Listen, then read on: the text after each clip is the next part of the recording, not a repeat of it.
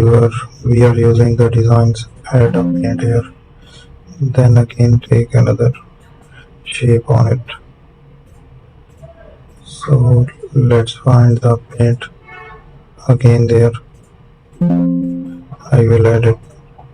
So keep moving the shapes again. So there is a paint we will try there.